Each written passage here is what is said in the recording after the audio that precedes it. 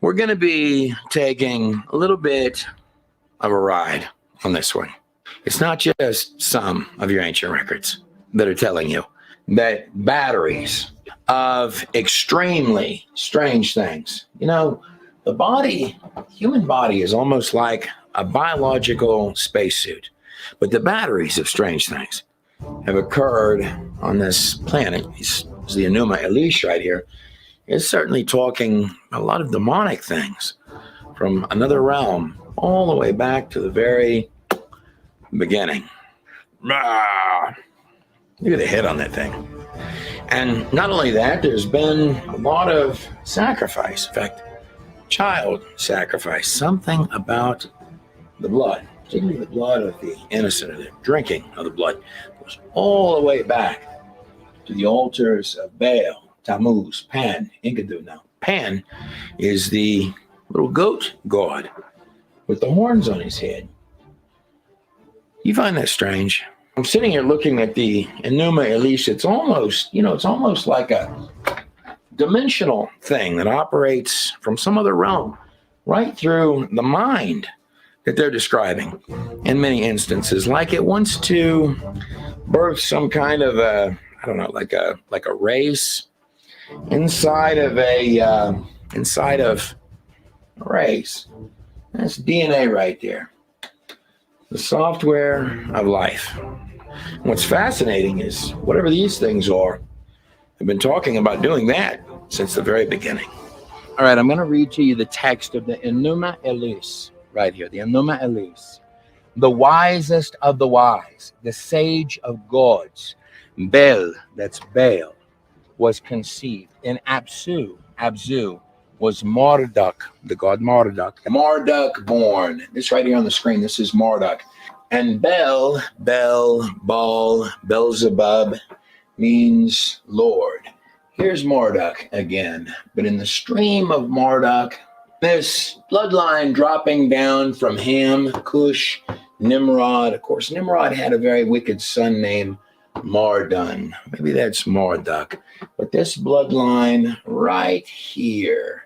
And what a cult story would be complete without our ancient Madonnas, our sirens, our screech owls like Ishtar with the two owls on the side right here. Or Inanna, the first Madonna of all earth, hailing forth the first Antichrist, which of course would be Nimrod, and she's holding captive by the nose a lion right there. Or the serpent spiraling its way up, the ancient legend of Lilith. But in these stones, the Enuma Elish, at the very top is the Tiamat, the serpent, from which we find a lot of alien-looking characters. In fact, she states she birthed the monsters and the demons. On tablet 3 of the Enuma Elish, we have the Tiamat, who is the serpent god, the creator serpent goddess. At the very top, the mother goddess is the serpent god. Beneath her, Anshar, the great grandson to the great serpent god. In fact, right here on tablet 3, and Anshar opened his mouth, and unto Gaga. Wow, are these names sounding familiar? Unto Gaga, his minister or ministress, he spake the word, O Gaga, thou minister that rejoiceth my spirit, almost tickling the soft spot, goo goo gaga, on the belly of the snake. Let me welcome you to part 2 of the Genesis, the God in a Nutshell Genesis set. These really are awfully strange, elongated heads, aren't they? They really are sort of alien looking. Now, on the Enuma Elish, where the serpent is the creator god, this is one of the oldest creation accounts, occult creation accounts in the world. It says here, with poison instead of blood, she, the serpent, filled their bodies. Fierce monsters, she clothed them with terror. With poison instead of blood, she filled their bodies. Does that sound familiar? This comes from the Holy Basilica right here. Of course, Basilica, basilisk. Now that's a serpent, like a crowned serpent, isn't it? And serpents, they lay eggs. These come from ritual temples, giant ritual temples, where they would do human sacrifice. Human sacrifice. You know, I had a friend tell me a strange thing one time. He told me his belief that pre-flood items, pre-flood artifacts, many still around today that nobody knows about, were the most valuable artifacts on earth. Kind of artifacts kept in the palaces of kings. That being said, it does sort of make one wonder if those garments from the Garden of God, maybe those are still around, even to this very day. This is the part 2 of the Genesis study. The last section was garments from the Garden of God. This is going to be a full presentation, a full documentary film, just for YouTube, Facebook, wherever you may be watching this. Over at GodInANutshell.com, not only do we have, and I appreciate every one of you that gets copies of the God in a Nutshell books. You're not only helping support us, but they do look absolutely stunning on a coffee table. They're fully illustrated. It's a series, a set of 3 books. The full version of Garments from the Garden of God is available for immediate streaming. We also have Entities Part 1 and Part 2, both full-length documentaries. If you have not seen the full-length, you need to watch the full length of Entities, actually both of them. Even if you've watched them before, watch them again. That's a heck of a ride. And a special thanks to the members of the Roosevelt family who are here, and the one who is not, Eleanor. That's a real demon face with shifty eyes looking into a camera right there. The face should not be there.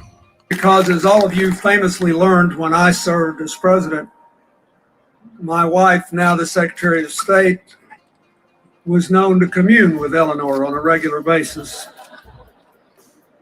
And so she called me last night on her way home from Peru to remind me to say that Eleanor had talked to her and reminded her that I should say that. Manu, are you there? Now, I'm just going to lay this out there. Eleanor Roosevelt actually died in 1962. But here's the good news. I'm glad to hear that she's still periodically making it down to Peru. And more than that, coincidentally, that's where heads like these come from. I think you're going to love the way this thing ends. And taking that just a pinch further, we also have a film called Tablets of Destiny up there. And a lot of talk about these weird heads. I want to thank every single one of you that has supported us in any possible way. We thank you for that. The stuff does sort of look cool, doesn't it? All right, let's do this. Let's get into the film. Now, speaking of ancient garments, and I'm not a fashion guy. I mean, normally I'm not. But look at our ancient Madonna here. Boy, she's striking a pose and probably getting to it. Now, that right there, that's not just a high heel. That right there looks like a Hollywood Boulevard pretty woman boot all day long. She could strut the block of any ancient temple. Over here we have Ishtar. Now, Ishtar, the queen of heaven, and she's interchangeable with Inanna. Inanna, by the way, is both the lover and also the mother of Tammuz, the strange biological creature, the goat man depicted in your text. Anyhow, I'm going to lay that in your hands for this moment. You don't have to think about it too hard. Tammuz is recognized on the Hebrew religious calendar. Tammuz is recognized as the month. It's a month on the Hebrew religious calendar as the month that they worshipped, they abandoned God, the 10 Commandments were smashed, and that they worshipped the golden cow. Remember the symbolism, golden cow. This is Ishtar, the later version of Inanna, who would also become the moon goddess Asheroth or Astarte, which is, of course, where you get Easter from. Like this giant painted egg from Africa right here in my hand. Easter, they would paint the eggs. Only around the temples, they would dip the eggs in the blood of the sacrificed humans, sacrificed children. Now, Astarte, with the two little owls here, would come down in her bird's wing. She would come down in her egg, and she would do this once a year and be reborn. Her Easter egg. Now, it could actually get you thinking, what kind of creatures lay eggs? Well, birds lay eggs. There's a bird there. And of course, fish, the fish-headed apkelu back here. Well, fish can lay eggs. And of course, well, reptiles and snakes can lay eggs. And these are all ancient, well, they're love, sex, magic goddesses. And don't get them wrong. They'll kill you. They'll kill you at the temple in a heartbeat like that. But I was thinking of the concept of the Aliens movies. Now, what was the idea behind that? You kind of had these biological, yet otherworldly, yet demonic kind of characters. And they had eggs. And the eggs had sort of a male organ or a sex organ on them. It would attach to the face. And to birth itself, to birth its own race, these demonic things, it sort of needed the human race to birth its race within a race. And of course, with Easter, rabbits don't lay eggs. They breed like rabbits. So whatever this is being represented, births quick after it lays its eggs. Man, where did we get all of this strange symbolism from? Well, what I know is this. In just the case of Easter, on one end, you've got the pagan beliefs. And by the way, I like an Easter egg as much as anybody. And on the other hand, you're celebrating the death and resurrection. They somehow got amalgamated into one. The pagan beliefs and the resurrection of Jesus, like two trees. And this happened at the Council of Nicaea, where they got amalgamated together in 325 AD. And that's the Vatican there. And notice they're wearing all these strange hats that look like fish heads. They're called mitre hats. Look very similar. The priests and sages of ancient Samaria, Assyria, with the fish head there. Fish lays the eggs. Got to amalgamate things. Got to make everybody happy. The Christians and the pagans, all in one. When we talk about concepts, artwork, and ideas, they're generally based on some semblance of reality, perhaps even reality from the ancient world. And your alien, otherworldly stuff, if you will, even described sort of on these rocks. Well, I mean, if you've got something that just appears and disappears, I guess the question will always become the first question, in fact, where was it when you don't see it? And of course, if we're speaking about aliens, well, this guy right here, in fact, this is one of the first drawings in the world of what we today call a gray alien. This came from, it's one of Aleister Crowley, one of the top occultists in the world. Well, this right here is Aleister Crowley's spirit guide on the screen behind me. And right over here, this is the witch, Elias Levy, summoning what they call a wisdom spirit, an ancient Yoda. But do all of these things have something in common?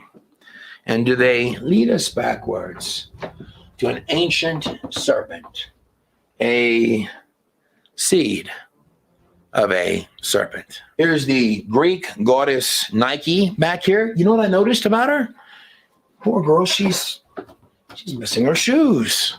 What otherworldly spirit are they bowing to? And how did they come to that conclusion, to bow to that on the walls of Egypt? And why does it always have to do with genetics? To take something and make it into something else. And with all these ancient Madonnas and goddesses here, it just wouldn't be complete without a sprinkle, just at least a little bit, just a little sprinkle, a little bit of gaga running loose up in there. Kick back and enjoy the film. You're coming on an unusual ride.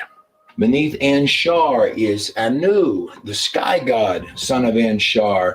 And of course, from Anu, we have the whole body of the Anunnaki, the Titan sons of Anu, or the biblical sons of Anak. Now, do you find it strange that I find all of that, even probably the most popular themes from music, rock and roll, aliens, and even blockbuster movies, on this set of 7 ancient stones? You find anything weird about that? And we're also going to hear Enoch in this, because when you talk about the days of Noah, so it was in the days of Noah, you're talking about the time period a little before and a little after the flood. Enoch 19. And Uriel said to me, here shall stand the angels who have connected themselves to the women, and their spirits, pay attention to this, assuming many different forms, are defiling mankind. That means even to this day. Any of you rock and roll boys or rap guys run into any ancient sirens, sort of spiritual ancient sirens? Who knew it might have happened to you fellas? It's easier to let them in than to get them out, isn't it? Don't worry, I got you on this one. And by the way, for the rest of you, I'm not joking about that. There's a lot of little spookies, running around this place. And shall lead them astray into sacrificing to demons as gods. Anybody sacrificing this day to demons as gods? Let's keep going. Here they shall stand to the day of the great judgment. God's been talking about this since the beginning of the book. Where they shall be judged and made an end of. And the women also of the angels who went astray became as sirens. I bet some of you know what that passage is talking about that are watching this video.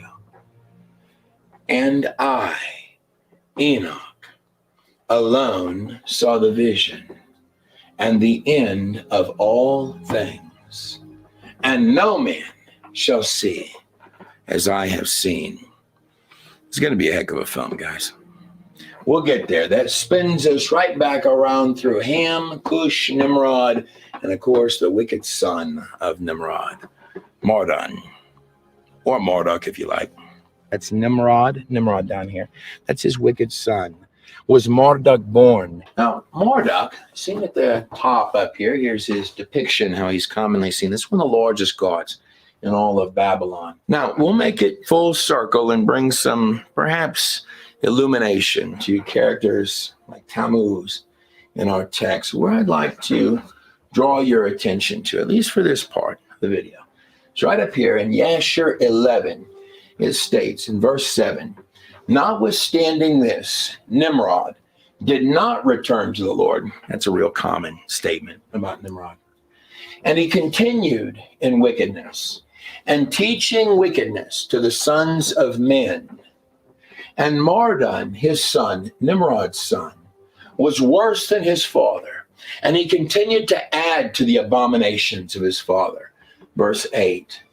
And he caused the sons of men to sin. Therefore it is said, from the wicked, that's Nimrod, goeth forth wickedness. That is Marduk. Hopping from Yashar over to the stones of the Enuma Elish, where we find Marduk, the now deified Marduk. Deified means it's an actual person, but they're being personified, in fact, on stone, now as a god. The god Marduk is now teaching mankind on stone a creation account of the world, beginning with a snake. Well, the playboy of the empire, Marduk, he's always got his little dragon dinosaur with him. Mushu, the legendary dragon pet of the god Marduk. Now, Marduk not only kept dinosaurs as pets, and he wanted you to know that. Now, you find dinosaur drawings pretty well all around the globe, from cave art to, well, these right here. This cylinder seal comes from Uruk. To put that in perspective, Uruk is right here, right next to Nineveh, Babylon, just down from where the boat that saved all mankind landed. In fact, Uruk is one of the cities claimed to have been built by Nimrod. Tower of Babel, or ancient Eridu, the ziggurat of Eridu, is right there. Whatever the case, in ancient Uruk, you have cylinder seals with dinosaurs. Now, it's awfully hard for a guy to brag that he's got pet dinosaurs or pet dragons if he's never seen one. It's also hard to draw one if you've never seen one. But it's even harder to brag that you've got one if no such thing exists. People that answers in Genesis certainly feel that way. I think that's a baby brontosaurus right there. Here's my little guy down here. See, he's a baby one. He's a long neck baby one down there. And he's got his little food bucket there, which has come in through this chute. This chute right here has delivered his food down into his trough. These are all very simple little workouts. And he's got his water on the other side. Dragon imagery is not only fairly prevalent following the flood, but there's only a small handful of what we actually call dinosaurs. Of all the creatures that Noah brought, not just in Genesis, but also in the book of Yashar, you can be relatively certain that, well, it's actually covered in the text that Noah was definitely smart enough to bring the baby ones. Here behind me on the screen, this is called the Mid-Oceanic Ridge right here. It encircles the earth like the seam on a baseball. And it's actually what divides up your continents. There's still hot searing water coming out from those vents, even to this very day. And the day that broke forth, this would throw mud and sludge all around the entire earth globally, just like we see the layers of strata globally that are underneath the ground, which are sorted by weights and densities, and the animals trapped, entire herds, graveyards of animals trapped inside of that strata are sorted by ecological systems. On the subject of strata, Lugalbanda and animals buried underneath the ground. Lugalbanda, and we're going to learn that this, on these rocks right here, that Lugalbanda is Nimrod, or in Merker's top guy. Lugalbanda is Chardlemagne in your biblical text. We will get to all of that. But Lugalbanda is telling us that he had an Enzud bird egg. That's what he's telling us on these very stones right here. And that his Enzud bird is a giant bird that could pick up cattle or even men for him, that he believed he could communicate with it. It was an occultic type bird. But he's literally writing to you about an Enzud bird, just like fossils of giant animals that we find underneath the ground. This behind me, for example, is a giant bald eagle's head, a pre-flood bald eagle's head. You need a Garden of Eden style world for these creatures to even, many of them couldn't even breathe today. Here's a modern bald eagle's head. Here's an ancient bald eagle's head. And that's not to mention the fact that I bet they didn't tell you this in the university. That's a modern penguin's head. That behind it on the screen, these penguins were nearly 7 feet tall, and you excavate them, in this case out of the Peruvian desert, that penguin would be taller than most basketball players, and beyond that would weigh about 250 pounds. Just think of the gravity of that penguin. And you're finding records of dragons all over the place. This behind me is called the death pose. It's so common, it has a name for it. The reason the animal's head is bent backwards like that is because it's gasping for breath while it's dying and being buried underneath the ground in graveyards. But 90%, in fact, I'm not even being honest with you on that, it's probably more like 95, 96% of everything you find in that fossil record underneath the ground. And by the way, all these giant animals would have to be immune to evolution because they're not getting better over going from little bitty things to great big things. It's the reverse of that. You've got giant, big, bad, bold stuff turning into little bitty, rinky, dinky stuff. And all throughout that fossil record, most of it, let's call it 95%, just for the sake of arguments, probably more than that, is marine life. Seashells and clams, seashells and clams. And these guys here, little floor crawlers, they clean the bottom of the ocean pre-flood world. And when you talk about following that fossil record, you're finding weird stuff. No matter what anybody argues that it is, it's weird. and it's all over the place. Weird stuff. This one is a genuine, for reasons I'll go into later. It appears that people with head binding, like this one here, were trying to copy things like this one here. And they were doing this all over the place following the flood while talking about dragons like this thing here, or buried, drowning alive all over the place globally.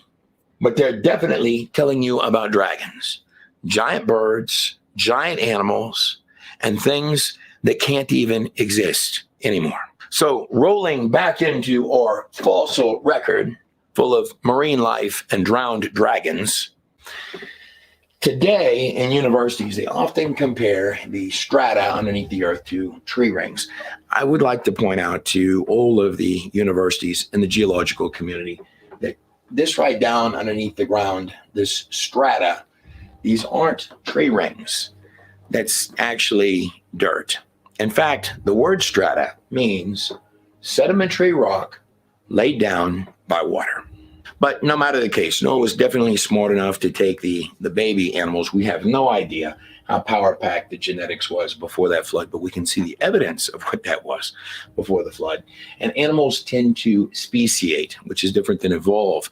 For example, you have this instinctive knowledge that a originating set of dogs could never evolve into sea turtles or whales or rhinoceroses or become pine trees. But you do know, even as a child, that one set of dogs could breed, particularly if it had really power-packed genetics, could breed into a lot of breeds of dogs. And in fact, everything on this planet is declining over time. It's not improving over time, it's declining over time. Everything from the cells in your skin to the stars in the heaven above, which is exactly the reverse of evolution.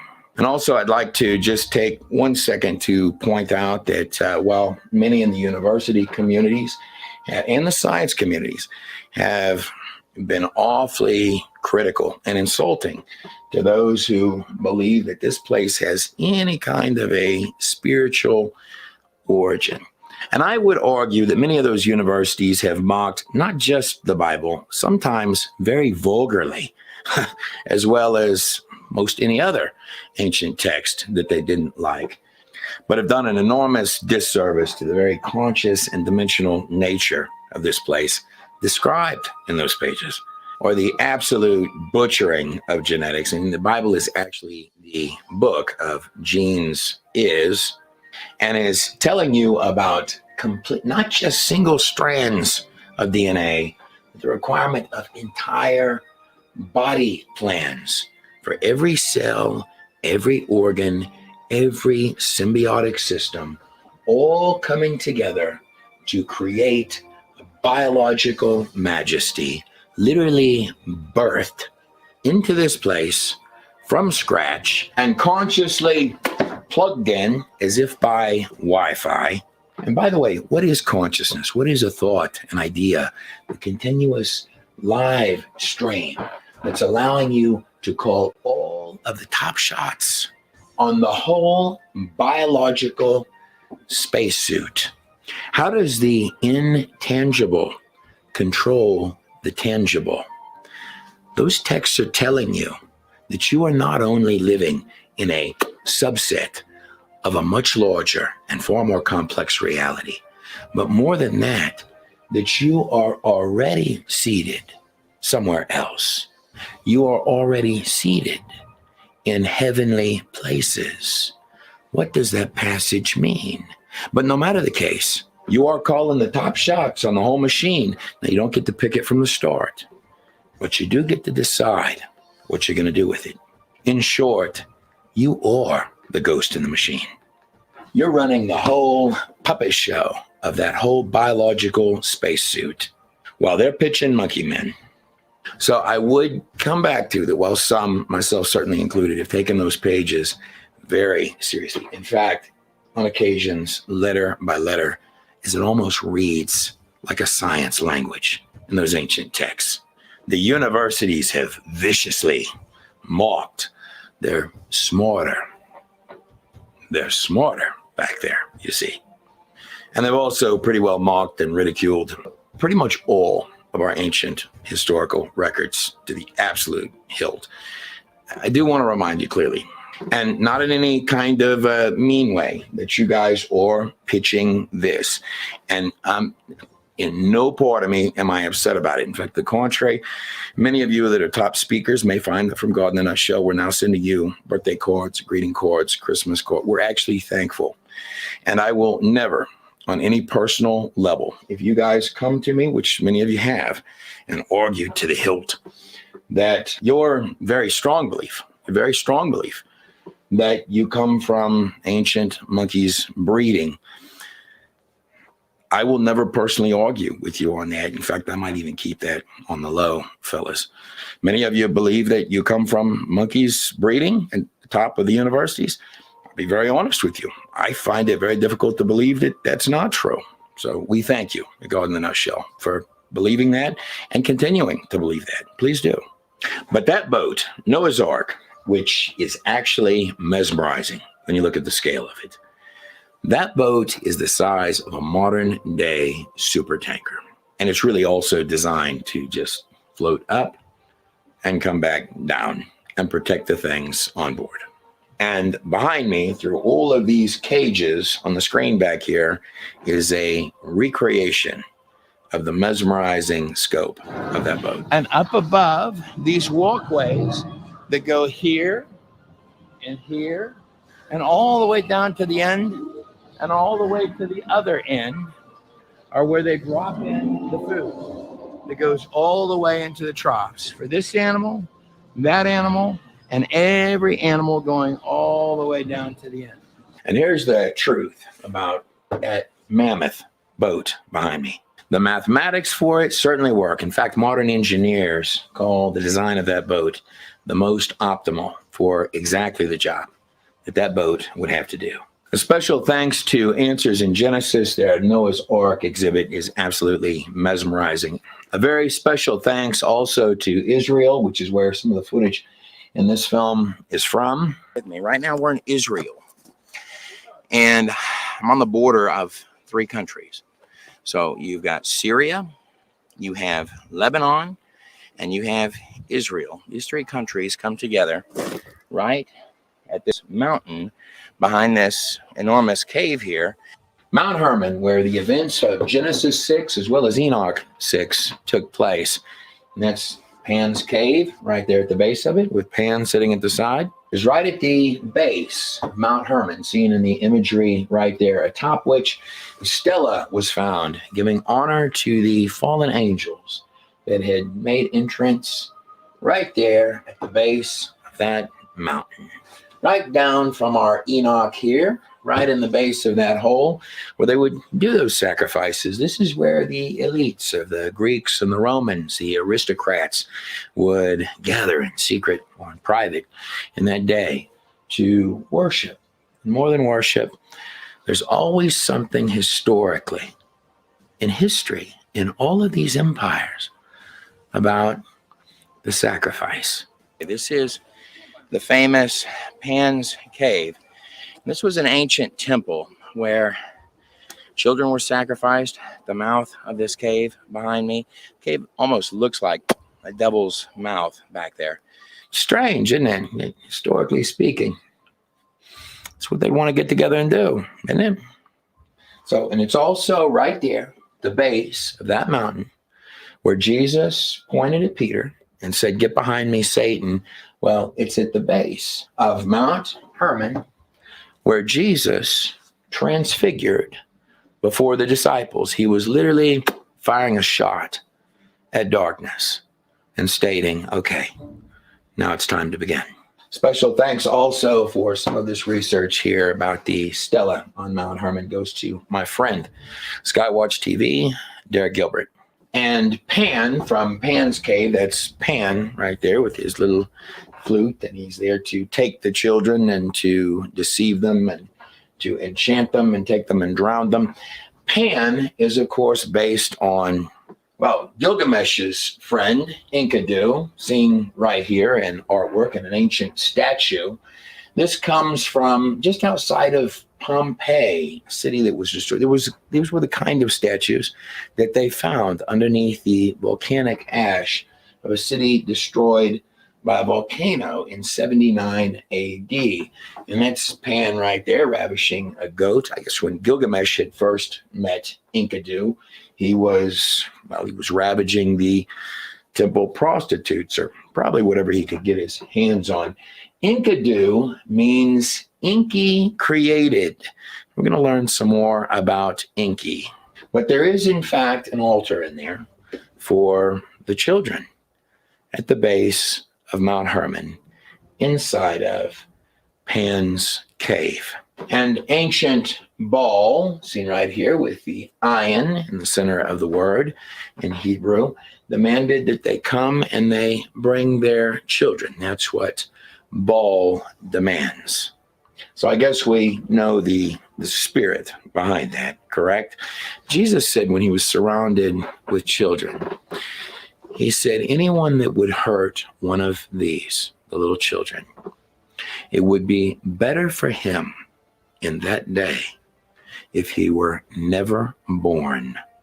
It would be better that a millstone is an enormous stone. A millstone, and this is a millstone on the screen right here, this rock going around in the circles, these were used to crush grains. But in Israel, which is where this one is from, the millstone would also be used to to crush olives into olive oil. That a millstone be tied around his neck, and he be cast into the sea, the abyss, the abuso. Here is the scope of the size of this thing on the screen behind me, Noah's Ark. Even if you're an atheist, you have got to go visit it. And most people wouldn't think it. But when you actually look at the different animals you need, remember most of the animals on this planet are sea life, fish, clams, bacteria, amphibians.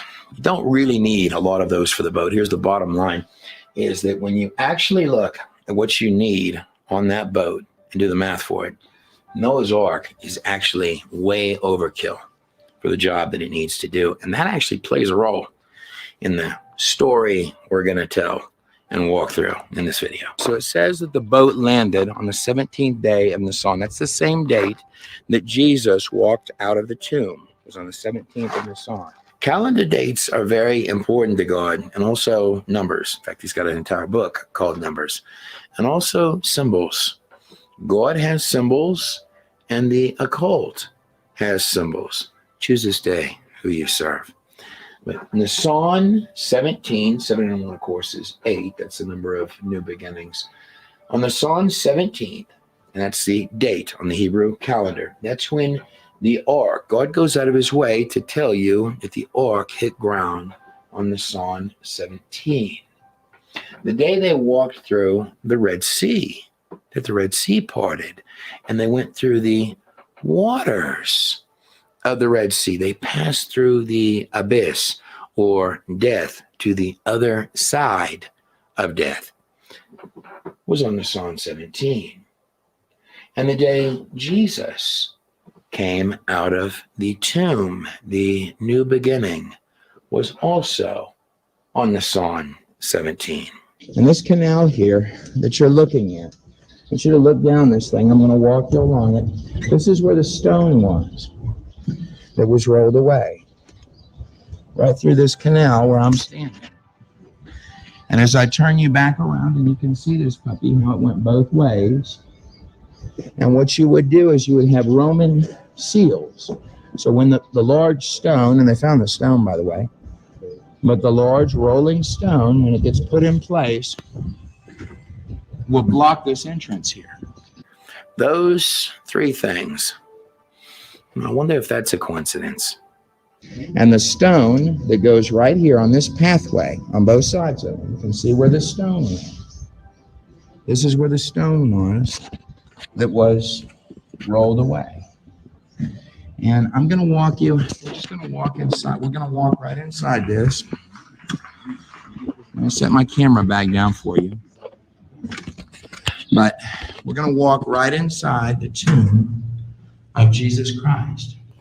these three things here. So the resurrection of Jesus happened on Nisan 17, of course, 7 and 1, of course, that's 8, a new beginning. These are all new beginnings. There were 8 people on Noah's Ark. This is the actual tomb. These are the rock walls of the tomb of Jesus. That's what this is that I'm standing inside of. This is where, this right here in front of you, this is where the stone was that was rolled away. But on Nisan 17th, that's when Jesus came out of the tomb. So 3 days before that, just like the 3 crosses, became as a man. God himself became as a man and laid right over here in this area where this little fence guy is. Where you see, this would have been pitch dark in here, this room, for 3 days. Jesus was 33 years old when he was crucified and came out of that tomb. Is that correct? And there I saw one who had a head of days, and his head was like white wool. This is God we're talking about. And with him was another, the same other that was in this room and walked through this door, who had the appearance of a man.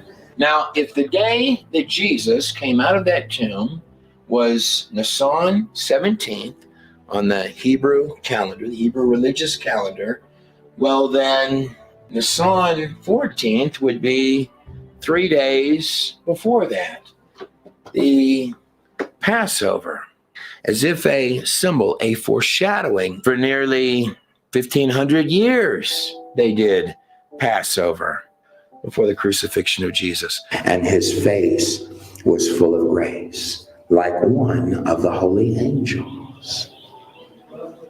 And I asked the angel who went with me, there was an angel standing here at this door. When the women came to the tomb in the morning, there was an angel standing by this door. Why do you look for the living amongst the dead? His face was full of grace, Jesus's, who laid here for 3 days. Like a symbol, the sacrifice of the lamb.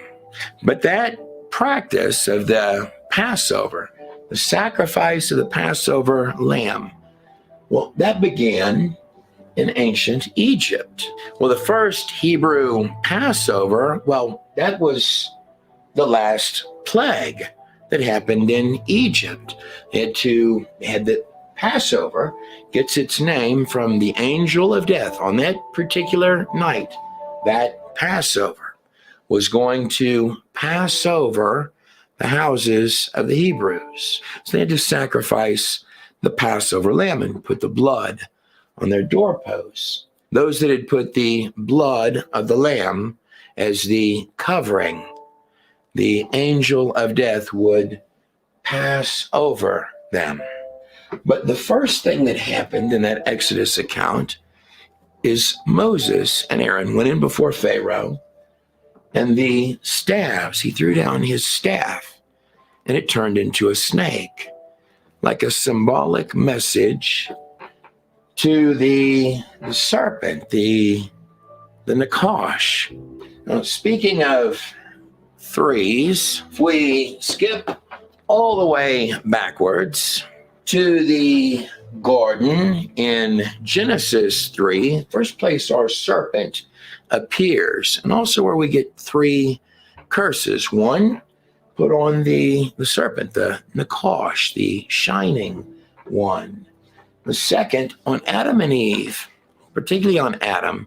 Notice that the curse goes on, not on Adam, but on the ground. So there's a correlation between what happens to the spiritual condition of man and what happens to the earth, the ground. But it reads this in Genesis 3, under the 3 curses, verse 14. So the Lord God said to the serpent, I bet he was upset about this, the wisest creature, the most clever creature.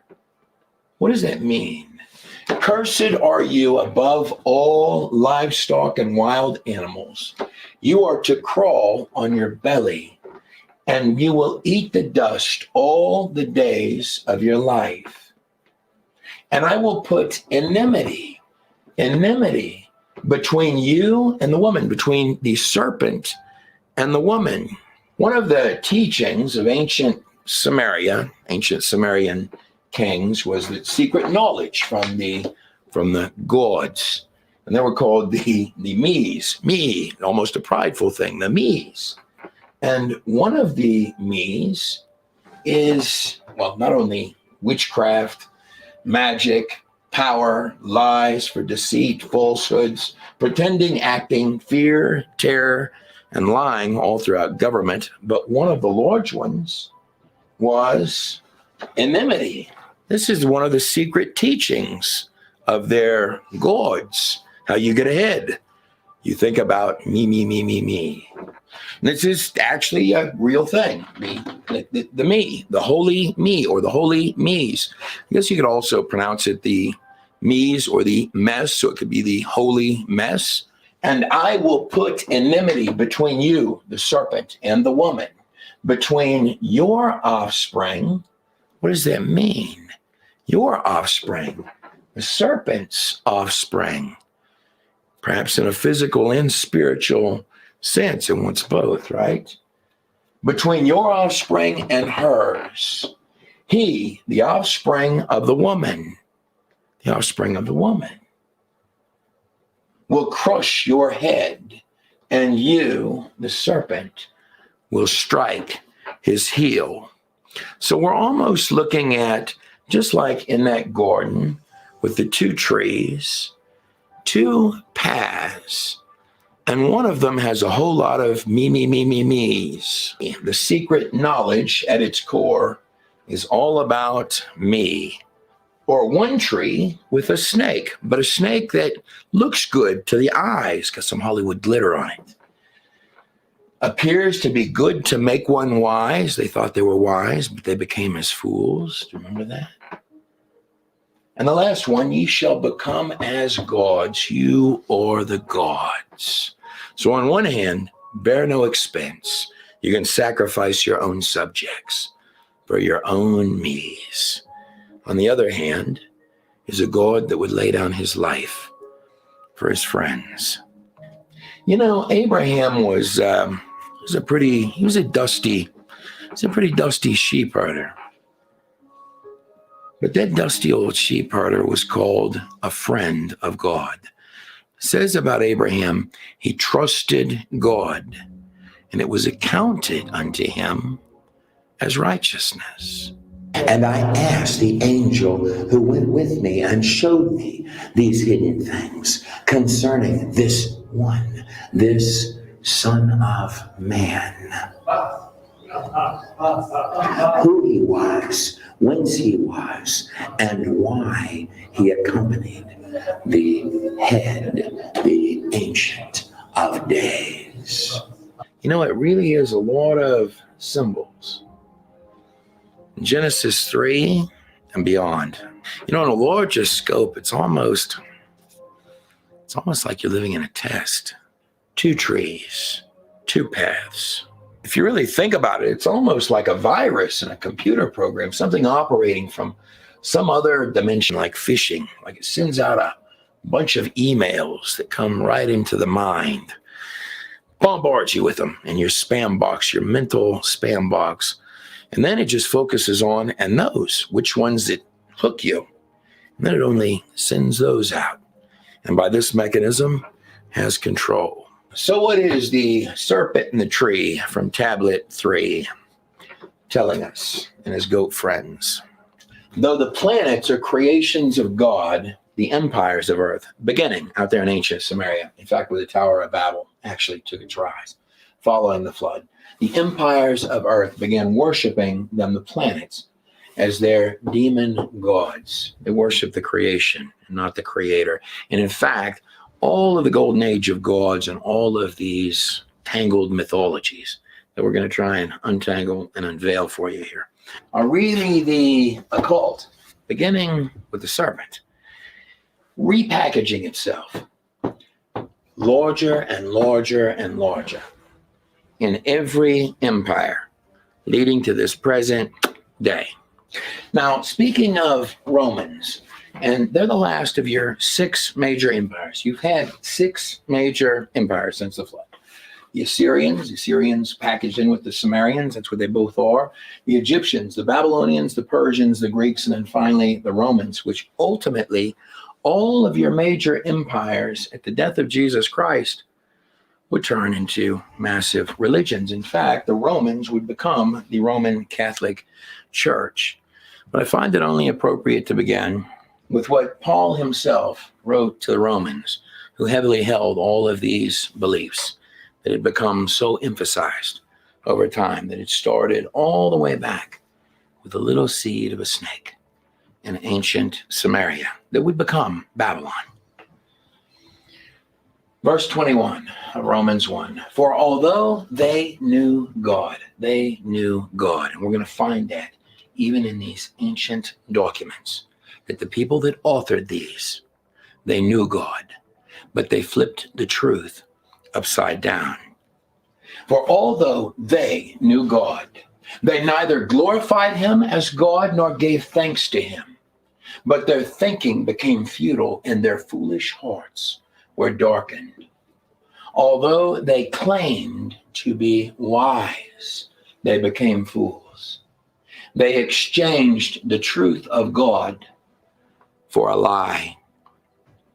Now, when thinking about occult symbols, many people may think about this symbol here, the iron. The iron it's a duality. It's a symbol that's a duality. Let me tell you something about all symbols, even the snake or the goat. The devil doesn't own anything here, not one thing. He's only got a short-term lease, and there are very few things like this symbol that he even can use. The iron is, however, it's one that he can. It is a duality. Let me tell you what I mean by that. The iron can be the light of God from Genesis 1:3, or it can be the Ayin Ra. The Ayin Ra, what is that name? Sound Egyptian to you? From Matthew 6:22, 6, the number of man, and 22, the number of letters in the Hebrew alphabet. The eye is the lamp unto the body. Therefore, if thine eye be single, like the iron, then thy whole body shall be full of light. However, if the light within you, within any of us, be darkness, then how great is that darkness? Now, the iron, or the symbol of the one eye appearing out, particularly the left eye appearing forth, can be a foreshadowing or a looking towards of the Antichrist, the one-eyed, the Antichrist. Can also be the one eye from, in the book of Yasher, from Nimrod's dream. He keeps having an Enzu bird pluck out his eye as if a foreshadowing that he is a model of the coming Antichrist. Nimrod would be. But what the iron is in a larger scope, well, it's the number 70. It's number 70. Now, the iron is one of only 8 in Hebrew of what are called crowned letters, special crowned letters in the Hebrew alphabet. And the shin is also one of those special crowned letters. In part 1 of this series, Garments from the Garden of God, we talked about the iron going from light to dim or darkness with the use of our serpent. And I think our garments will end up popping up again in all of this. You know, with garments and ephods, it was for the high priests of Israel. It has 12 stones on it. We're going to look at that. And you've got this snake out there trying to take as many pieces as it can. And of course, you're the pawn on the board. And boy, it goes bad. Eternally. That's a word bigger than you or I can understand. If he takes your piece or dims your little light. Sort of makes me think of the modern science crowd, or the top guys of the universities. Here's their symbol back here. Gosh, Tom, look here at these particles here. It's almost like we're living in us a a big video game. We went from monkeys to video games. Good work, guys. There might be a bigger umbrella of a picture there, but I like where you're going with that. So if you're in a game, video game, if you think you might be in a game, you think it might be a good idea to find out the rules of the game. And another thing about being in a game, in this particular situation, you actually didn't choose the game or the rules of the game, but you are in fact on the board on the game. That would be true, right? Anyhow, there are 8 crown symbols. Actually, the tet right back here on the screen is also one of them. Ayin is the 16th letter of the Hebrew alphabet. Of course, 6 and 1 makes 7. 7 is how many days you have in your week, in your creation week. You got a serpent trying to take over your creation week, trying to put in a video game, trying to take over territory, property, the other guy's pieces, change them from light to dark, correct? The ayin is the number 70. I would remind everybody that God told those fallen angels, you thought you knew secrets. Little did you know you only knew the worthless ones. More than that, darkness is only possible in places where light is not. And that's a very powerful number. 70 in Hebrew means judgment, sacrifice, also mean light or dark. And that's why I would really plead with all you guys on the cover of magazines, and you're just desperate to do that. If you're going to plead for something, plead for mercy and grace and continued prosper for even the work that you're doing. Don't plead for, I assure you, most of you, you really don't. You want to hold judgment as long as possible, particularly with what many of you do. In Enoch 10:11, it's from the book of Enoch. And the Lord said unto Michael, go and bind Semyaza. That was the leader, him and Azazel, the goat. The goat. We're going to make it full circle to the goat. Go and bind Semyaza and his fallen angels. That would be the 200 angels that fell at Mount Hermon. And bind them fast for 70 generations. How long is a generation? If it were 100 years, that would be 7,000 years, wouldn't it? If it were 70 years, it would be what, 4,900 years or something close to that? Bind them for 70 generations. Any way that you might interpret that, it would be close. So perhaps with your one eye, you're looking forward to a time where those things would be free. Now, if we're talking about a serpent at the top of things, surely we all know the parable of the lady that took the serpent in from the snow. Right? If we're doing our one eye thing, they took the serpent in from the snow and she held it and she coddled it and she pet it. And she thought, oh, what a beautiful snake. It'll love me when it gets back to health. And it bit her. And she said, why did you bite me? And you're venomous. You're very venomous. Now I lay dying. And the snake says, lady, you knew I was a snake. Don't beg for judgment, particularly if you don't know what it means. Bind them fast for 70 generations. So 70 is a number that operates often as a time clock. That's how long that the Israelites were in Babylonian captivity. That's in the book of Daniel. 70 weeks of 7 are declared upon your people. Bind them for 70 generations until the day of the last judgment. Now, but if I come over here to the lineage of Shem in Genesis 11, now 70 is also affiliated with Israel and the Hebrews quite a lot. When the Israelites went into Egypt, there were 70 of them. They entered a family and they left a nation. Now, Egypt is where all the idols are, correct? Now, to the lineage of Shem, if I come down to Genesis 11, well, Terah is the father of Abraham. And look what Terah was. Terah was the head idol maker for Nimrod. That's who he was. And you always notice the root of something in the text. Here is the root of Israel. Well, it's in the lineage of Shem. In fact, Abraham's father, Terah, was the head idol maker for Nimrod. And I find that symbolism fascinating. And this is a story, even on these stones, both the occult and the Lord and the old snake, here, get your tongue on this side, who likes to masquerade and copy things. Is that true? Yep. I told you. The occult has its symbolism and God has his symbolism.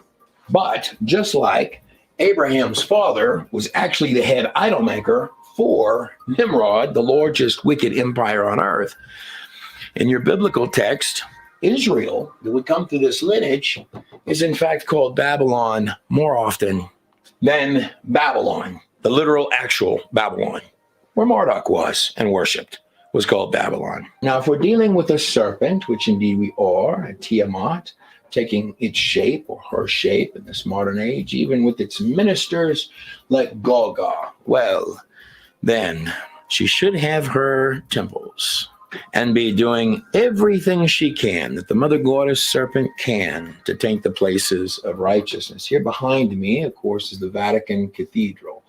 And I make no judgment, but it does sort of look like a giant serpent, as good of Tiamat as could be found. Abraham, I would state, was born when his father, Terah, the head idol maker for Nimrod, was 70 years old. So that number, the iron, is in fact a powerful symbol for the Lord. In fact, the Lord wants it highlighted.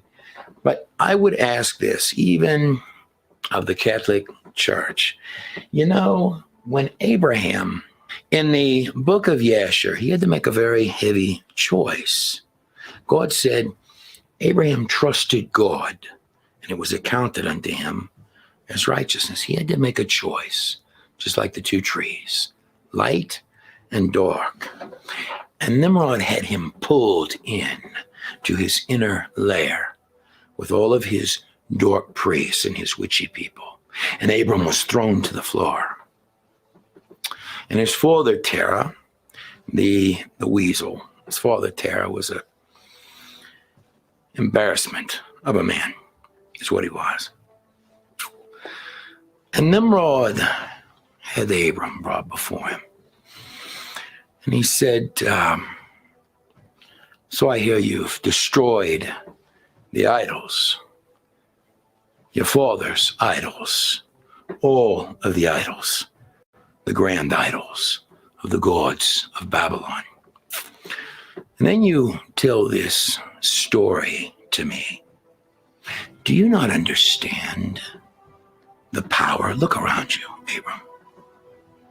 Do you not understand the power of the flames, the fire, the very heart of power before which you now stand? And yet you tell me this story, son of the idol maker.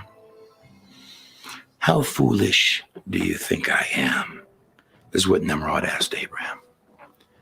And Abram looked up from the floor and he said, I don't know. How foolish are you, my king? That must have probably stunned Nimrod.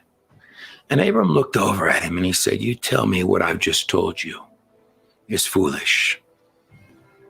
Yet you teach the men of all earth that these gods made of wood and stone are the gods that created the heavens and the earth. You're doing the very same things that the men did before the flood, which caused the God of the universe to destroy the world. So respectfully, my king, how foolish are you? And this dearly perplexed Nimrod. I'll tell you, I can't wait to get to those parts in this series where we talk about Nimrod and Abraham and all of it. But I'll tell you, even if you're the Catholic Church, even as Abraham had to dust the old idol maker off of himself, let me ask you this one question. Would Abraham, the father of the lineage that would lead through Israel, probably one of the greatest, if not the greatest, father of faith in your entire Bible, would Abraham have a cathedral shaped like a snake? I tell you this, If we were playing a video game, I'd call that a point for serpent. But whatever the case, beneath the old tongue down here, perhaps where the Nakosh, the serpent, the Tiamat, wishes to most loudly speak, we find the Pope, that's him right down here, next to, I guess that's his friend, and above them the God coming forth from chaos. And the first thing I thought, actually, when I saw this statue here was, I thought immediately of the Inky. Look how similar they are. The Inky coming forth from his portal of abyss, coming all the way in. In fact, this seed of the gods right here is not dissimilar to our monkey religion, our modern science. There's the gods, and then there's the rest of you, riffraff, you monkeys. Indeed, order from chaos. In the beginning, there was nothing, and then it exploded. If you believe that part of it, you believe anything. Our snake has indeed made it a long ways from that garden and taken a lot of pieces on the board.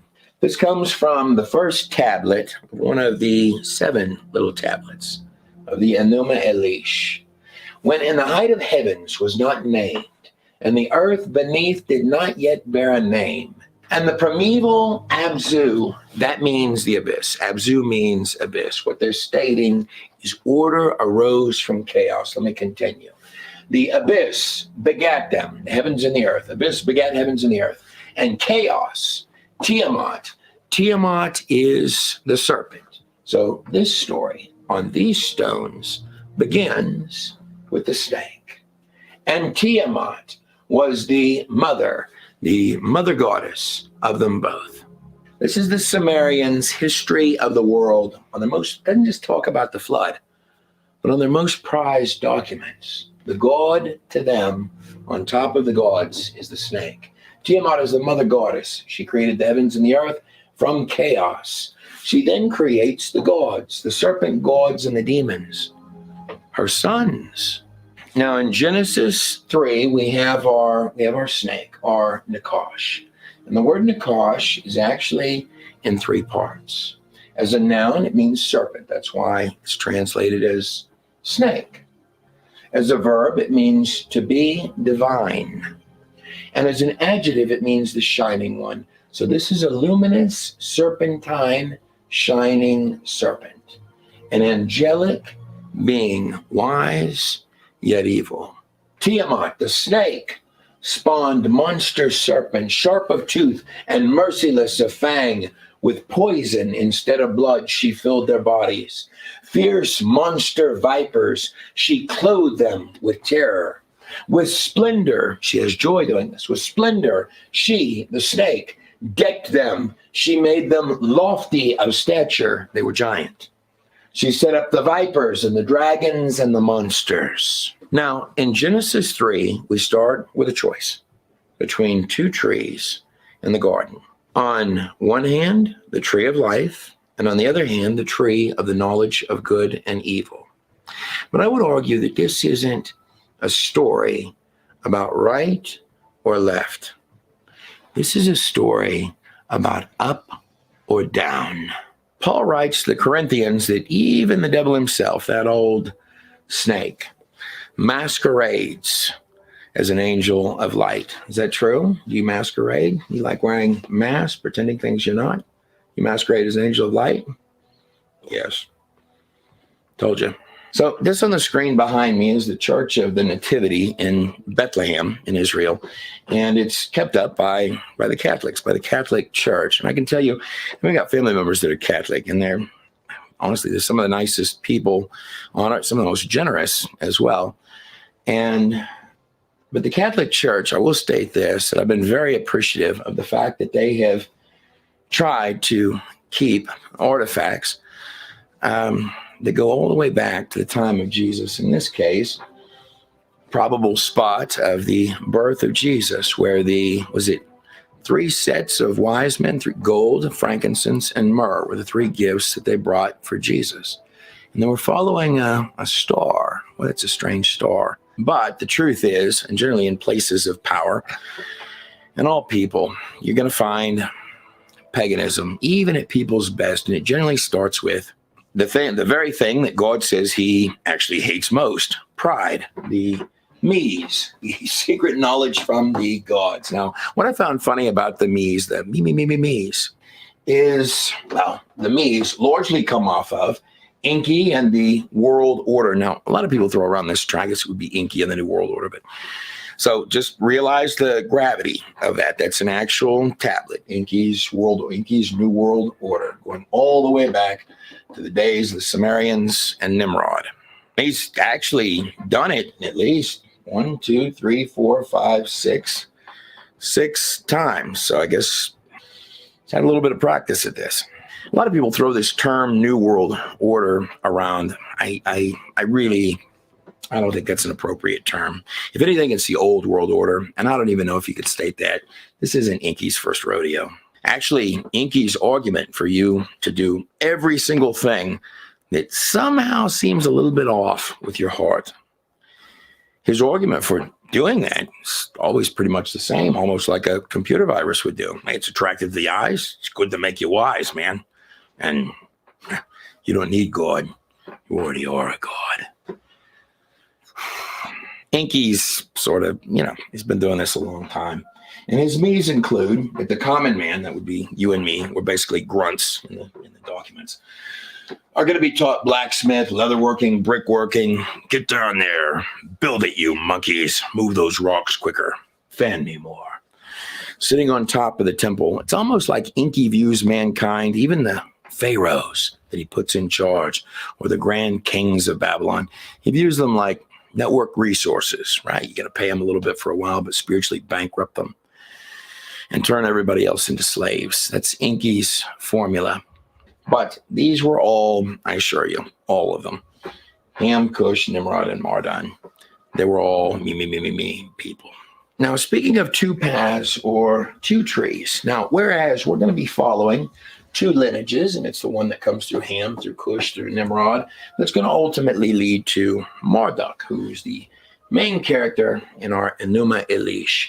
And Marduk, seen right here, one of the main gods that was worshipped later in Babylon, we can fairly safely assume, is the deified son of Nimrod, being referenced in the book of Yashar as Mardon, our opening occult unholy trinity, almost like an arrow pointing downwards.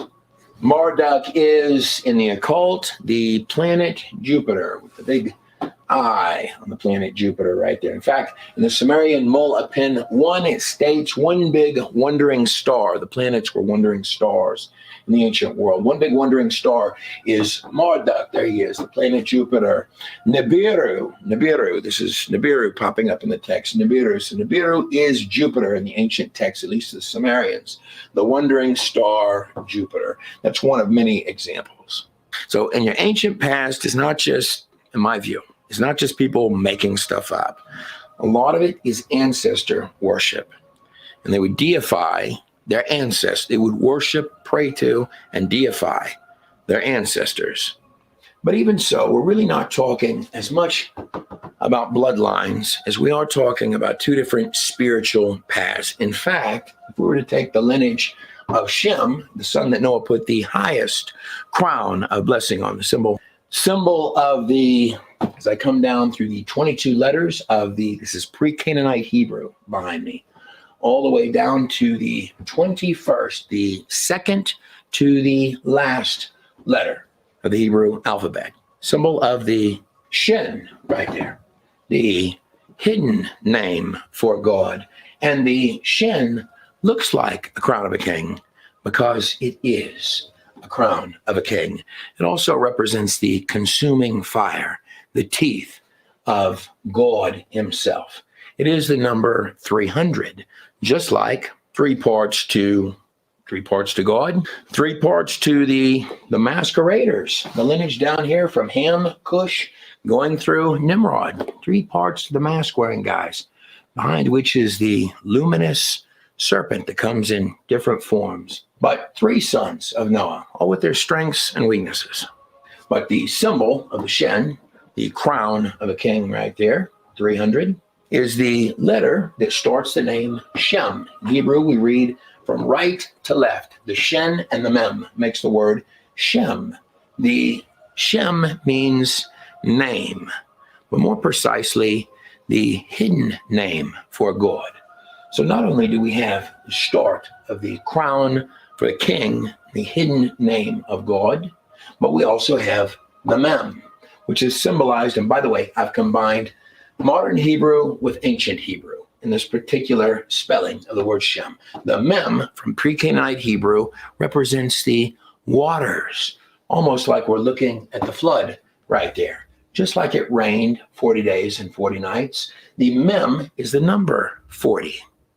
More than this, Mem means a flowing of secret knowledge, secret Torah, secret wisdom, all combined in the name Shem.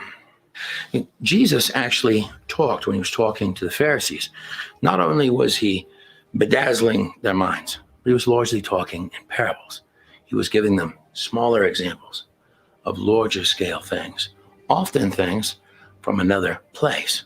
Accordingly, Enoch referred to his life in this place as a parable. I took up my parable. He viewed his life here as a little tiny version of something from a larger place. Always notice the details.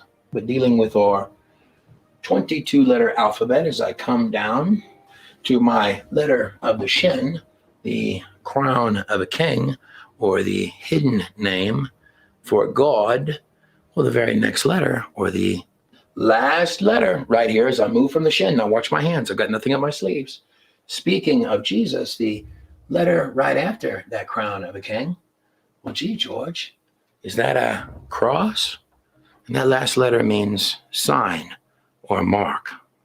Now, speaking of mysteries and secrets, Shem, one of the three sons, just like the Shen, the crown of a king, has 3 points on it.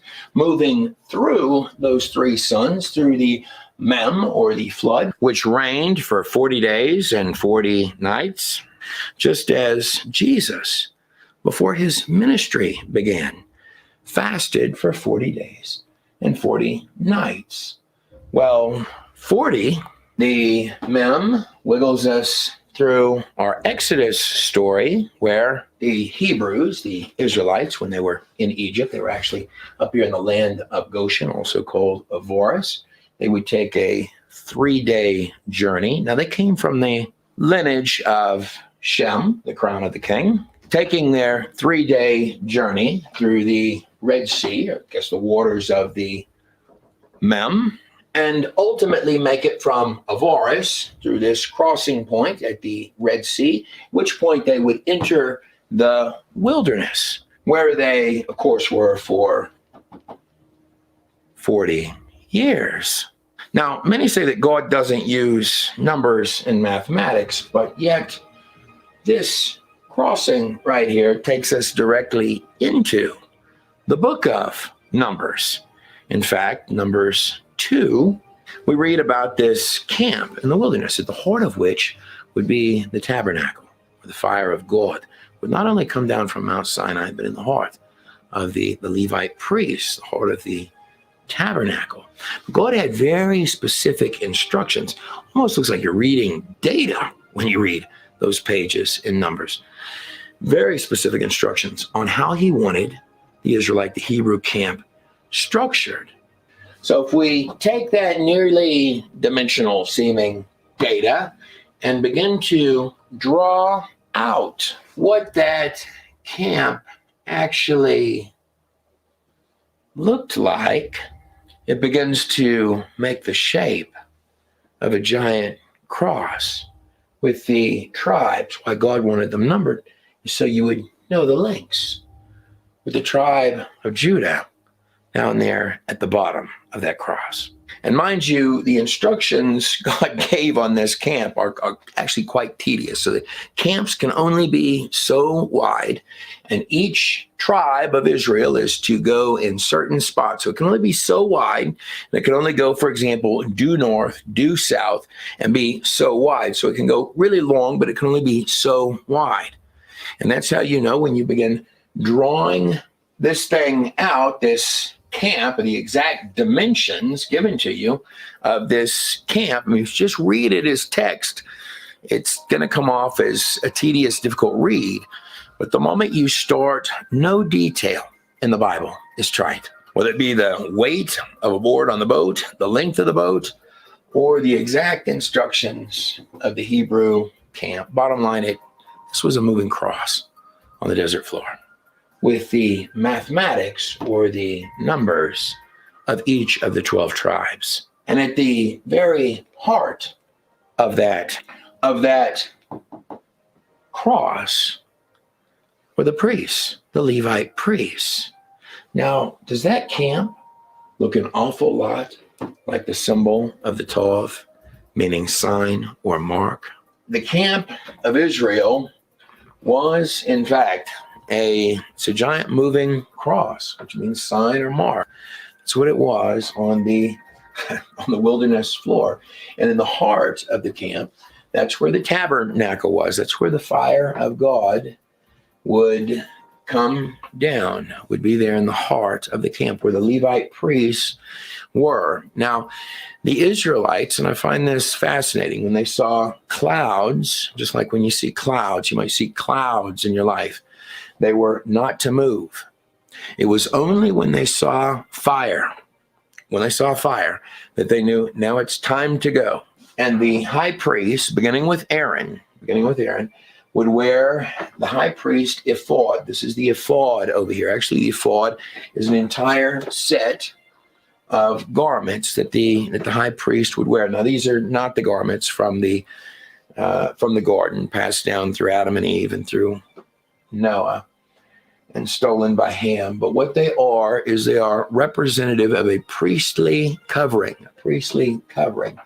And the actual ephod was worn over the chest. In fact, every element of the camp, the tabernacle, right down to the priestly ephod, is pointing towards the Mashiach. It's pointing towards Jesus. But it had 12 precious stones on it, and each stone represented a tribe of Israel that the priest would wear over the heart while he was going in for prayer before God. He's wearing the tribes of Israel over his heart. And 12 is how many months that you have in the year. 12 is how many disciples that Jesus had. 12 is how many sons of Jacob there were, whose name would be changed to Israel. 12 is how many tribes of Israel that there were. 12 is a number of perfection. It's also a number of godly government and authority. And you have 3 levels to the tabernacle. You have the outer court where the people could come in and they could pray. You have the inner court. And then you had the Holy of Holies, where the Ark of the Covenant was. And inside the Ark of the Covenant, there were 3 holy objects. This was the setup that God had. 1, you had the 10 Commandments. The first holy item of the 3. The Yod is the 10. That represents God himself. There were 10 commandments. 10. It's a universal whole number. The second item in the Ark of the Covenant was the staff of Aaron's staff. This is the same staff he would throw down before the magicians of Pharaoh, which turned into a serpent and ate their serpents when the magicians of Pharaoh did the same. But it's also the staff, Aaron's staff, which budded. It was buried under the ground. And then when it was pulled back up, it had budded. It had borne fruit. The staff represents Jesus Christ. That was in the Ark of the Covenant. The third item is the holy manna. This is an ancient Israeli jar right here. It said the manna was put in an ancient jar. This is a menorah, the jar of heavenly manna. This represents, they said that it tasted like honey, this manna that would fall from the sky, heavenly manna. This represents the kingdom of God to come. It almost is like a video game, isn't it? With all these symbolic items. These are the three dispensations represented in that box. And the high priest would go in once a year and he would sprinkle the blood of atonement on the mercy seat between the two angels, the blood of atonement. And he would do this on Passover. So the high priest would take the blood of the Passover lamb. The first Passover was in Egypt, on the last plague of Egypt. He would take the blood, the Passover lamb, and he would sprinkle it on the mercy seat, between the two angels, with all of the tribes of Israel on his ephod, on his garment. And he would sprinkle the blood of the lamb on there for atonement for the sins of Israel. Now, speaking of 12, were these 12 precious stones on the ephod, representing the tribes of Israel. 12. If I come backwards to Exodus 12, Exodus chapter 12, this would be the last plague of Egypt. There were 10 plagues. Each plague of Egypt represented a god of Egypt.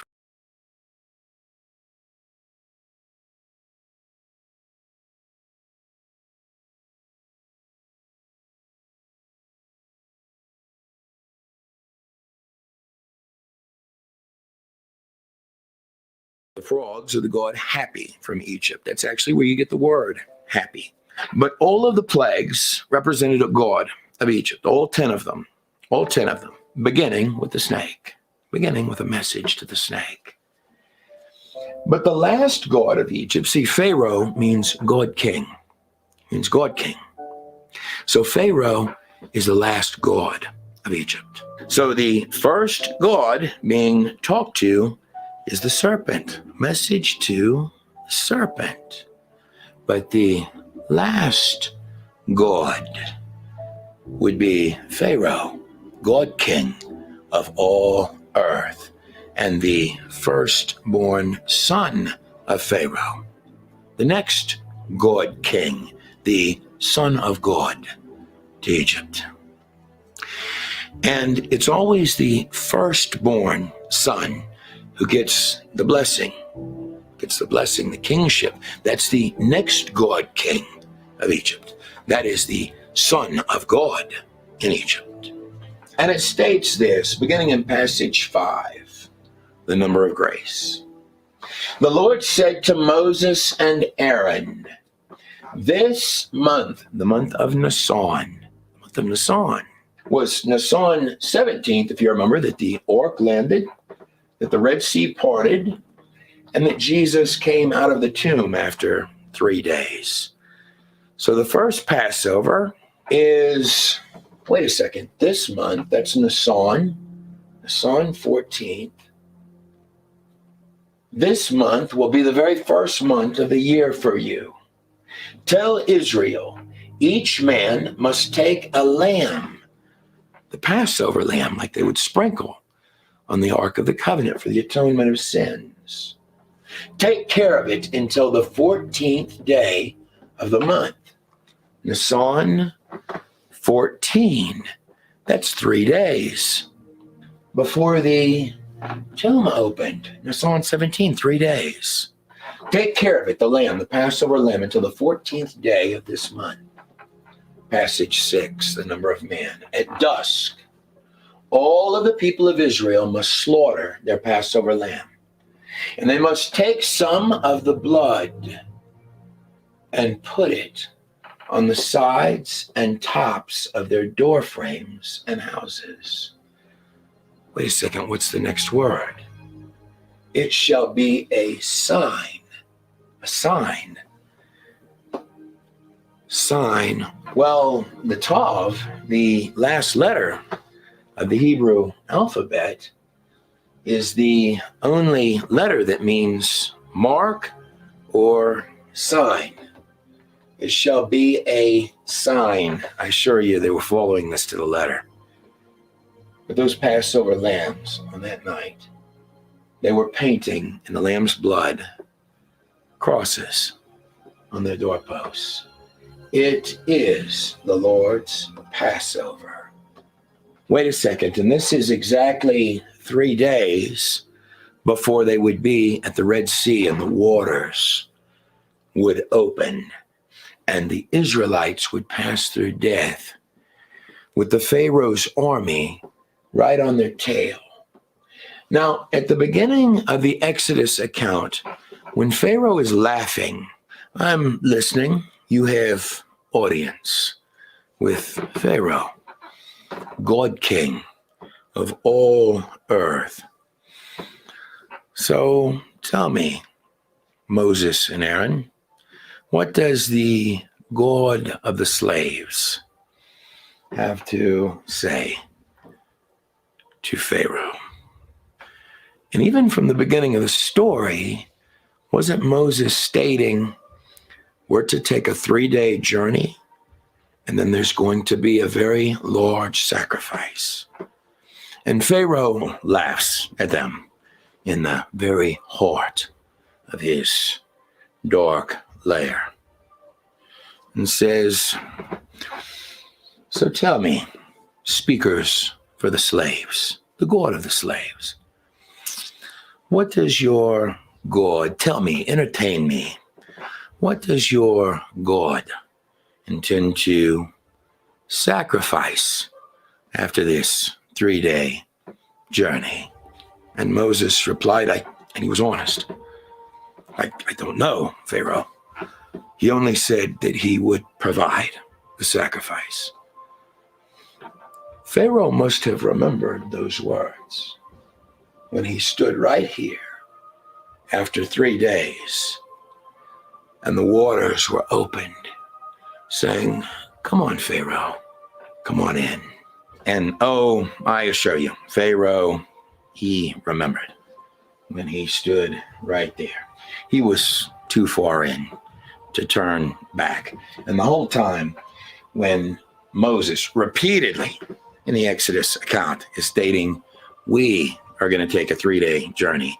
See, Pharaoh didn't know, probably until that very moment, that the we included him too. We are going to take a 3-day journey, Pharaoh. Then, yeah, there's just a small detail. There's going to be a really big sacrifice. And something tells me Pharaoh probably wasn't laughing anymore that day. And I'm telling you guys, I'm just getting warmed up here. This goes on. Exodus 12, that's 24. It's a number of heavenly authority. 12, just like the tribes of Israel, verse 12. And on that same night, I, God, will go throughout Egypt and kill every firstborn male, human and animal. I will severely punish all the gods of Egypt. It's being specific, because I am the Lord. But the blood on your houses will be a sign, a tov, a mark for your protection. 29, and at midnight, the Lord killed every firstborn male in Egypt, from the firstborn son of Pharaoh who ruled the land from his throne to the firstborn son of the prisoner in the cage. And there was a cry in Egypt. The pure papyrus indicates that at that stroke of midnight, this wasn't a calm and subtle thing. It says they were bashed against the walls of Egypt, as if by invisible hands, that dark first Passover night. And you have to bear in mind that by this point, Moses is not only talking to Pharaoh, and the priests of Pharaoh are now, they're nervous of Moses and Aaron far before this last one. And even the people of Egypt, Moses and Aaron had gone even to the Egyptians, some of who had painted the blood of lambs on their doors. And the angel of death passed over even them. Some of the Egyptians who are now listening. And even Moses would plead with the people of Egypt. The Pharaoh in there, he won't listen. And 9 times, God has undone this. And it's worse every time I plea with you. Please, Pharaoh, don't do this. I can't undo. God won't undo. The last one, Pharaoh. Please, just for your own sake and your own people, will you let them go? And Pharaoh would not. So everyone knew his invisible hands grabbed on that last one, that 10th one, that this was not the God of the Hebrews, but the God of Pharaoh and Pharaoh himself.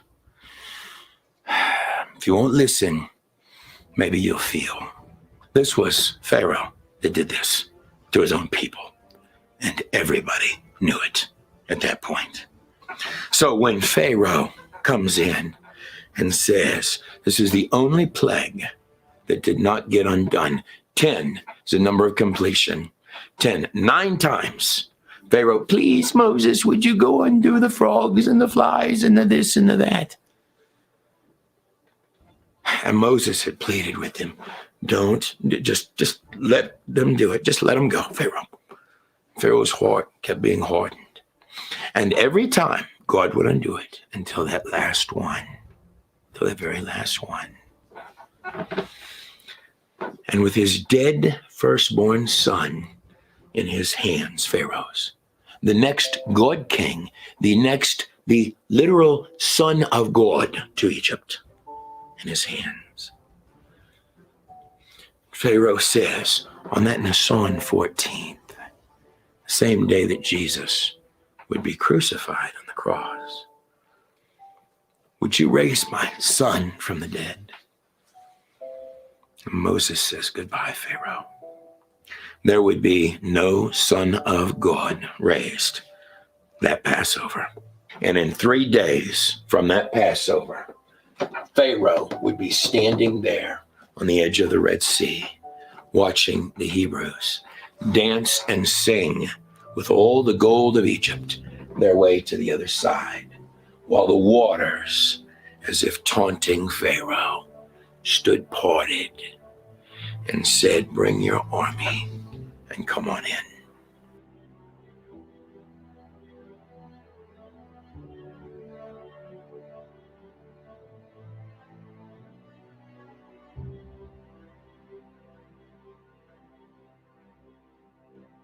I want to thank all of you for watching. This has been part 2 of the Genesis series by God in a Nutshell. There's an extended version of this film, very extended, over for partners in the streaming section at godinanutshell.com. And I also want to thank every single one of you that have gotten copies of the God in a Nutshell set of books. They are absolutely beautiful on any coffee table, and they're just a lot of fun, and they're fully illustrated. God bless every single one of you. God bless every last one of you. Come over and stream the elongated section of this. Also, Tablets of Destiny is up over there, and I'm working on, I've got 2 more of them that are nearly done, guys. And I know I'm moving a little slower than I'd anticipated, but I would rather them be good films than be fast films. They'll all be good. Come over to godinanutshell.com. God bless every last one of you and your families on the other side of the screen.